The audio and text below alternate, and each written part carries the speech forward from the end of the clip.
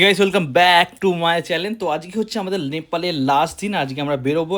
এই দুটো বিস্ট নিয়ে আমি এসেছিলাম নেপাল, ভুটান, ডুয়ার্স। তো এখন ধুয়ে মুছে রেডি করে নিয়েছি। এবার আমরা প্যাক করে বেরোবো। এটা হচ্ছে আমার পিসির বাড়ির জায়গাটা। ঘরের সাথে সাথে জমি আছে, ওখানে সমস্ত শাক সবজি চাষ হয়, যেগুলো যেগুলো লাগে। আর এদিকে আছে ভুট্টা ক্ষেত, ওদিকে ছিল গরুর চালা। আর জায়গাটা পুরো বাগান বাড়ির মতো লাগে। এখানে সমস্ত গ্রামের ঘরগুলো এই টাইপেরই হয়, মানে ক্ষেতের সঙ্গে যোগাযোগ থাকে। আর এদিকে ফ্রাই মোমো বানিয়ে দিয়েছে অনেকগুলো। আমরা চারজন ছিলাম, চারজনকার জন্য ফ্রাই মোমো বানিয়ে দিয়েছিল। এদিকে ফুপু আরো বানাচ্ছিল গাদা গাদা। এদিকে এদিকে কাঞ্চি এদিকে খাচ্ছিল মোমো দিয়ে ভাত। তোমরা কেউ মোমো দিয়ে ভাত খেয়েছো কি কমেন্ট করবে। এদিকে কাঞ্চি মোমো দিয়ে ভাত খাচ্ছিল বলে আমি ভিডিও করছিলাম। আর এই দেখো আমাদের গাড়ি পুরো রেডি হয়ে গেছে যাওয়ার জন্য কলকাতা, মানে ব্যাক টু হোম। আর এই হচ্ছে আমার গাড়ি, যেটা হচ্ছে রয়্যাল এনফিল্ড হান্টার। কতটা লোড নিচে দেখতে পাচ্ছ। এটা নিয়ে কিন্তু ডুয়ার্স, নেপাল, ভুটান সমস্ত কিছু রাইড করি, ছোট ছোট রাইড মারতেই থাকি। দেখো এই গাড়ির কত লোড আর কেমন সাজিয়েছি কমেন্ট। আর তারপর এই দিকে দেখি, এদিকেও রাইডিং গিয়ার পড়ছিল, রেডি হচ্ছিল, হাঁটুর গার্ড ফাট যা কিছু লাগে রাইডিং এর জন্য সুন্দর পড়ছিল। এরা দিচ্ছে সবাই কিন্তু আমরা একই টাইপের ড্রেস পরেছি, তোমরা দেখতে পাচ্ছ। আর অনেকটা গরম পড়ে গেছিল, তো আমরা এখানে দাঁড়িয়ে পড়েছিলাম আদের কাছ থেকে এসে। যেহেতু আমরা স্কুটি নিয়ে এসেছিলাম, গাড়ি বারবার গরম হয়ে যাচ্ছিল।